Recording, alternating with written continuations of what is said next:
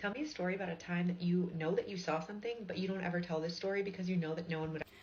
Okay, so go back and watch her story because it's very interesting.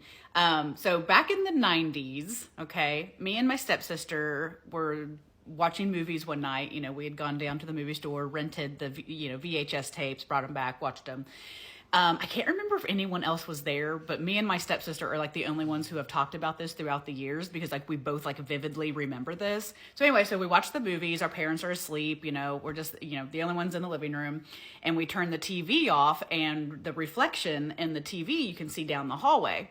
And on the reflection on the TV, there's a man standing in our hallway. Okay, we both see this, and we both turn and we look in the hallway. That man is not standing in the hallway. We look at each other. We look at the TV again. The man is standing in the hallway in the reflection in the TV. And when I say man, he was a hairy man. And when I say hairy man, I could only describe that as similar to Bigfoot, something like that. But like I said, me and my sister both saw this, okay? And we've talked about it throughout the years.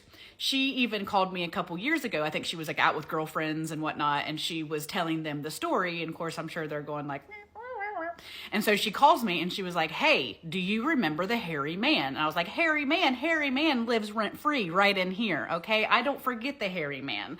And she's like, okay. She was like, I'm telling, my friends about it. Whatever. But anyway, so yes, I saw a hairy man in the reflection in my TV. He was standing in my hallway. My stepsister saw this as well, so it wasn't just me. But yeah, who's going to believe that? So, okay, bye.